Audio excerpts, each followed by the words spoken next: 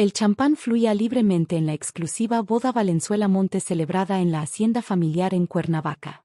Catalina Montes, radiante en su vestido de diseñador, sonreía mientras brindaba junto a su nuevo esposo, Alejandro Valenzuela, heredero del imperio inmobiliario más grande de México. Los invitados, la élite empresarial y política del país, admiraban a la feliz pareja. Un brindis por mi hermoso esposo, declaró Catalina con lágrimas de emoción, por darme no solo su apellido, sino también su confianza. Nadie notó cómo su sonrisa se transformó imperceptiblemente mientras susurraba al oído de su dama de honor. Fase 1 completada. Lo que la familia Valenzuela no sabía era que habían recibido a una serpiente en su nido. Catalina no era la humilde diseñadora de interiores que había conquistado el corazón del heredero. Era una estratega despiadada con un pasado fabricado meticulosamente, que llevaba 2 años planeando cada detalle de su infiltración en la familia. Su objetivo: desmantelar sistemáticamente el grupo Valenzuela desde adentro y desaparecer con una fortuna que haría parecer modesta la dote de la realeza. Y lo peor era que, para cuando la familia descubriera su verdadera identidad, ya sería demasiado tarde. Si alguna vez te has preguntado hasta dónde puede llegar alguien por dinero, esta historia te mostrará cómo una mujer con ambición ilimitada ejecutó el plan perfecto para infiltrarse en una de las familias más poderosas de México, revelando que a veces el enemigo más peligroso es quien comparte tu mesa y tu cama. La historia de los Valenzuela era el sueño mexicano hecho realidad. Desde que don Javier Valenzuela, un albañil de Guadalajara, construyó su primera casa en los años 60, hasta convertirse en el gigante inmobiliario que ahora edificaba rascacielos en Reforma y desarrollos turísticos en la Riviera Maya, la familia había sido un símbolo del éxito empresarial nacional. Actualmente, la segunda generación liderada por Eduardo Valenzuela presidía un conglomerado valorado en más de 20,000 millones de pesos.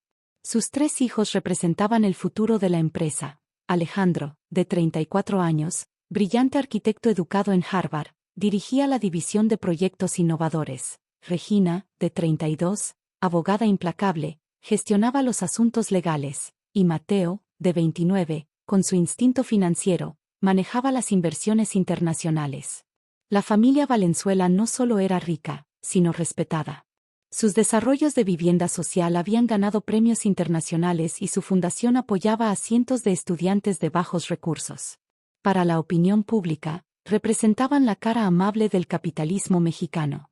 Catalina Montes apareció en sus vidas como un golpe de suerte.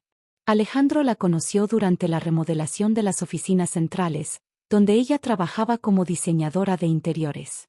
Con 30 años, Catalina combinaba belleza, inteligencia y una aparente humildad que contrastaba con las mujeres del círculo social de los Valenzuela.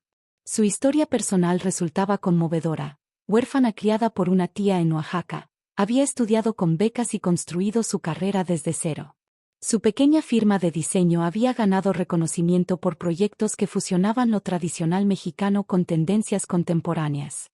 Lo que nadie sabía era que Catalina Montes no existía hasta hace 3 años. Su verdadero nombre era Sofía Rendón, nacida en una colonia marginal de Ecatepec. No había estudiado en la prestigiosa universidad que mencionaba en su currículo, ni había ganado los premios que adornaban su falso portafolio. La supuesta tía en Oaxaca era en realidad una actriz contratada para interpretar ese papel cuando fuera necesario. El plan de Sofía había comenzado cuando trabajaba como recepcionista en una constructora que quebró tras un proyecto fallido con Grupo Valenzuela. Mientras presenciaba el desmantelamiento de la empresa y el despido de cientos de trabajadores, concibió una idea. En lugar de odiar a los ricos, se convertiría en uno de ellos. Y los Valenzuela, con su inmensa fortuna y su heredero soltero, representaban el objetivo perfecto. Durante 2 años, Sofía se reinventó meticulosamente como Catalina. Invirtió todos sus ahorros y préstamos en crear una identidad impecable, estudió diseño de manera autodidacta, falsificó credenciales, y construyó una pequeña cartera de clientes mediante trabajos a precio de costo para establecer su reputación. Cada detalle fue calculado, desde su guardarropa, modesto pero elegante, hasta su manera de hablar, educada sin ser pretenciosa. El encuentro casual con Alejandro fue cuidadosamente orquestado. Sofía había estudiado sus movimientos durante meses, sabía de su pasión por la arquitectura sustentable y el diseño mexicano contemporáneo. Cuando finalmente se conocieron, Ella ya sabía exactamente cómo cautivar su atención. El noviazgo duró 1 año. Alejandro quedó fascinado por esta mujer que compartía sus intereses profesionales pero aportaba una perspectiva fresca a su privilegiada existencia. La familia inicialmente mostró reservas, especialmente Regina, quien instintivamente desconfiaba de Catalina, pero su aparente sinceridad y la felicidad evidente de Alejandro gradualmente los conquistó. La boda, celebrada en la hacienda familiar de Cuernavaca, fue el evento social del año. La joven diseñadora que había conquistado al heredero Valenzuela era ahora parte oficial de la dinastía. Y con ese matrimonio, obtuvo algo invaluable: acceso. Los primeros 6 meses de matrimonio transcurrieron como una luna de miel extendida. Catalina se mostró como la esposa perfecta, apoyaba los proyectos de Alejandro, encantaba a sus suegros, e incluso logró establecer una relación cordial con la escéptica Regina. Su única solicitud fue integrar una pequeña oficina en su nuevo hogar para continuar con algunos proyectos de diseño independientes. Lo que nadie sospechaba era que esa oficina se había convertido en el centro de operaciones de un plan meticuloso. La fase 2 comenzó cuando Eduardo Valenzuela, impresionado por el buen gusto y la visión de su nuera, le ofreció rediseñar las áreas residenciales de Valenzuela Sky, el proyecto más ambicioso del grupo, un complejo de lujo en Santa Fe con departamentos, hotel y centro comercial valorado en miles de millones. Para Catalina, era la oportunidad perfecta. Con acceso legítimo a planos, contratos y reuniones estratégicas, comenzó a recopilar información crucial sobre el funcionamiento interno del grupo. Usando el pretexto de necesitar detalles para su diseño, obtuvo contraseñas, conoció a proveedores clave y se familiarizó con los protocolos de seguridad. Paralelamente, estableció comunicación encubierta con Carlos Mendoza, un empresario rival de los Valenzuela con quien había hecho un pacto secreto antes de ejecutar su plan. Mendoza, resentido por haber perdido varios proyectos frente al grupo Valenzuela, financiaría su operación a cambio de información privilegiada y la oportunidad de adquirir activos de la empresa cuando ésta comenzara a tambalearse. El primer golpe fue sutil pero efectivo. Durante una cena con inversionistas extranjeros interesados en Valenzuela Sky, Catalina accidentalmente mencionó preocupaciones sobre la estabilidad del terreno donde se construiría el proyecto, citando un supuesto estudio que había visto en la oficina de su esposo. La semilla de la duda estaba plantada. Al día siguiente, 2 inversionistas retiraron su participación, causando el primer revés financiero significativo. Mientras la familia se concentraba en recuperar la confianza de los inversionistas, Catalina ejecutaba la siguiente fase: el sabotaje interno. Modificó sutilmente archivos digitales, alterando especificaciones técnicas en los planos que generarían problemas durante la construcción. Instaló discretamente un software espía en la computadora personal de Alejandro, obteniendo acceso a comunicaciones confidenciales del grupo. A los 8 meses de matrimonio, los problemas comenzaron a manifestarse. El proyecto Valenzuela Sky enfrentaba retrasos inexplicables, sobrecostos y conflictos con proveedores. Las acciones del grupo en la bolsa empezaron a caer, y surgieron tensiones dentro de la familia. Regina, siempre suspicaz, fue la primera en notar patrones extraños. ¿Por qué tantos contratiempos aparecían justo después de que Catalina tuviera acceso a la información? ¿Cómo era posible que competidores parecieran anticipar cada movimiento estratégico del grupo? Una tarde, mientras buscaba un expediente en la oficina de Alejandro, Regina encontró algo perturbador: un plano modificado de Valenzuela Sky con anotaciones que no correspondían a la letra de su hermano. Al compararlo con documentos firmados por Catalina, la similitud en la caligrafía era evidente. Sin alertar a su hermano, Regina contrató discretamente a un investigador privado. Lo que descubrió la dejó helada. No existían registros de Catalina Montes antes de 3 años atrás. La universidad donde supuestamente se había graduado no tenía registro de ella, y la tía en Oaxaca resultó ser una actriz conocida por participar en pequeñas estafas. Mientras tanto, Catalina preparaba su golpe maestro. Había identificado las cuentas offshore donde el grupo Valenzuela mantenía fondos para adquisiciones internacionales. Con la información obtenida del computador de Alejandro y documentos firmados falsificados, tenía todo listo para transferir más de 500 millones de pesos a una red de cuentas imposibles de rastrear. Una vez completada la transferencia, desaparecería con su botín, dejando tras de sí una empresa desestabilizada y una familia destruida. La noche antes de ejecutar su plan final, Catalina trabajaba en su oficina privada finalizando los detalles. Tan concentrada estaba que no notó la figura que la observaba silenciosamente desde la puerta. Siempre supe que había algo falso en ti, Sofía. La voz de Regina rompió el silencio. O debería llamarte Sofía Rendón, de Ecatepec. Catalina se paralizó momentáneamente, pero recuperó la compostura con sorprendente rapidez. No sé de qué hablas, Regina. Estás cansada, deberías descansar. El juego terminó, continuó Regina, avanzando hacia el escritorio. Tengo todo, tu verdadera identidad, tus conexiones con Carlos Mendoza, registros de cada archivo que has alterado. La pregunta es si mi hermano y mis padres lo sabrán antes o después de que la policía te arreste. Lo que Regina no esperaba era la reacción de Catalina. En lugar de pánico o negación, una sonrisa fría se dibujó en su rostro. Impresionante, Regina. Eres más inteligente de lo que pensé, dijo, cerrando calmadamente su computadora. Pero cometes un error si crees que no consideré esta posibilidad. Con un movimiento fluido, Catalina extrajo una pistola del cajón de su escritorio. Siéntate. Vamos a tener una conversación de negocios. Durante la hora siguiente, en aquella elegante oficina, se desarrolló una negociación tensa. Catalina reveló su plan completo, incluyendo detalles que Regina no había descubierto.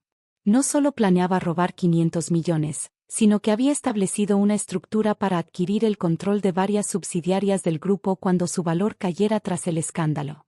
Tienes dos opciones, propuso Catalina. Intentar detenerme y arriesgarte a un desenlace, desafortunado. O unirte a mí. ¿Unirme? Regina no podía creer lo que escuchaba. Piénsalo, Regina. Siempre has sido la más brillante, pero tu padre nunca te dará el control total de la empresa. Alejandro es el favorito, a pesar de ser un soñador ingenuo. Conmigo, podrías tener una participación en algo nuevo, construido de las cenizas del imperio de tu padre, pero bajo tus términos. La propuesta era tan audaz como tentadora. Regina sabía que había verdad en las palabras de Catalina. A pesar de su dedicación, su padre seguía viendo la empresa como un legado para su hijo varón mayor. Necesito pensarlo, dijo finalmente. Tienes hasta mañana a mediodía, respondió Catalina. Después, con o sin ti, ejecutaré mi plan. Esa noche, mientras la mansión Valenzuela dormía, dos mujeres brillantes contemplaban decisiones que cambiarían para siempre el destino de una dinastía empresarial. La mañana siguiente amaneció con un cielo inusualmente despejado para la Ciudad de México. A las 11:30, Catalina recibió un mensaje de Regina. Estoy dentro. Encuéntrame en la oficina central a las 12:15. Con una sonrisa triunfante, Catalina preparó su computadora para iniciar las transferencias programadas al mediodía exacto. Todo estaba listo, los documentos falsos, las cuentas receptoras, el vehículo que la esperaría para llevarla al aeropuerto donde un jet privado, cortesía de Carlos Mendoza, la trasladaría a un país sin tratado de extradición con México. A las 11:55, ingresó al sistema bancario usando las credenciales robadas. A las 11:59, con el dedo sobre el botón que confirmaría la transferencia, escuchó la puerta abrirse. Justo a tiempo para la función principal, dijo sin voltear, asumiendo que era Regina. Ciertamente lo es, Catalina. O debería decir, Sofía. La voz masculina la paralizó. Giró lentamente para encontrarse no solo con Alejandro, sino con Eduardo Valenzuela, Mateo, y un grupo de agentes federales. Y junto a ellos, Regina, con una expresión impasible. Regina y yo tuvimos una interesante conversación anoche, explicó Alejandro, con una calma que contrastaba con el dolor evidente en sus ojos. Me contó todo sobre tu propuesta de negocios. Los agentes avanzaron, esposando a Catalina mientras leían sus derechos. Mientras la escoltaban fuera, Eduardo Valenzuela, el patriarca que había construido un imperio desde cero, se acercó a ella. ¿Sabes cuál fue tu mayor error? Creer que en esta familia el dinero es más importante que la lealtad. El arresto de Catalina Montes, o Sofía Rendón, se convirtió en un escándalo nacional. Los medios detallaron el elaborado plan para infiltrarse en una de las familias más poderosas de México, exponiendo también las conexiones con Carlos Mendoza, quien terminó bajo investigación por conspiración. Para los Valenzuela, El episodio representó una crisis tanto personal como empresarial. La confianza de inversionistas se vio temporalmente afectada, y Alejandro enfrentó no solo el dolor de la traición sino también la humillación pública. Sin embargo, la familia demostró la resiliencia que los había convertido en líderes empresariales. Bajo el liderazgo de Regina, implementaron un plan de reestructuración que no solo salvó el proyecto Valenzuela Sky sino que fortaleció los protocolos de seguridad del grupo entero. Un año después, en la inauguración del ahora exitoso complejo, Eduardo Valenzuela sorprendió a todos anunciando cambios en la estructura directiva. Regina asumiría la presidencia del grupo, con Alejandro y Mateo como vicepresidentes ejecutivos. Esta crisis nos enseñó que la verdadera fortaleza de nuestra empresa no está en un solo líder, sino en el balance de nuestras diferentes capacidades, declaró Eduardo ante socios e inversionistas. Para Alejandro, la recuperación personal fue más lenta que la profesional. El hombre que una vez confió ciegamente ahora veía el mundo con nuevos ojos, más cautos pero también más sabios. En cuanto a Catalina/Sofía, recibió una sentencia de 15 años por fraude agravado, falsificación de identidad y conspiración. Desde prisión, concedió una única entrevista donde, con la misma frialdad calculadora que la caracterizó durante su infiltración, explicó su motivación. No se trataba solo del dinero. Era demostrar que las puertas que permanecen cerradas para gente como yo pueden ser forzadas con la estrategia correcta. Les di exactamente lo que querían ver: la nuera perfecta, la esposa devota, la profesional humilde pero talentosa. Ellos crearon a Catalina Montes tanto como yo. La historia de la Casa Fortunas que casi destruye al Grupo Valenzuela se convirtió en caso de estudio en escuelas de negocios, un recordatorio de que incluso los imperios más sólidos pueden ser vulnerables cuando la confianza reemplaza a la diligencia. Para la familia Valenzuela, la experiencia transformó no solo su empresa sino su dinámica interna. El patriarcado tradicional dio paso a un liderazgo compartido donde el talento, más que el género o la edad, determinaba las responsabilidades. Regina, ahora al timón del conglomerado, implementó una filosofía que llamó confianza verificada, la apertura a nuevas ideas y personas, pero siempre respaldada por procesos rigurosos de validación. Alejandro eventualmente encontró cierta paz en su trabajo, canalizando la dolorosa experiencia hacia proyectos arquitectónicos que exploraban temas de apariencia versus realidad. Su más aclamada creación, un museo en Oaxaca con fachadas que cambiaban según la perspectiva del observador, parecía reflejar su nueva comprensión de la naturaleza humana. Las personas, como los edificios, no siempre son lo que aparentan. Una tarde, casi 3 años después del escándalo, mientras Regina revisaba proyectos en su oficina, recibió un sobre anónimo. Dentro encontró una breve nota manuscrita: tomaste la decisión correcta aquella noche. Elegiste la lealtad sobre la ambición. Yo hubiera elegido diferente. Pero quizás por eso tú sigues construyendo mientras yo sigo entre muros. Cuida lo que has ganado. S.R. Regina contempló la nota largamente antes de arrojarla a la trituradora de papel. Algunas tentaciones, como había aprendido, son mejor destruidas que contempladas. Y algunos cimientos, como los de la confianza familiar, una vez reconstruidos, debían protegerse a toda costa. Si esta dramática historia de ambición, traición y redención empresarial te impactó, no olvides darle like al video y suscribirte para más relatos sobre las intrigas que sacuden a las grandes fortunas mexicanas. Comparte en los comentarios. ¿Alguna vez has descubierto que alguien cercano no era quien pretendía ser? ¿Crees que las grandes empresas familiares son especialmente vulnerables a este tipo de infiltraciones? Tu experiencia podría ayudar a otros a reconocer las señales de alerta antes de que sea demasiado tarde.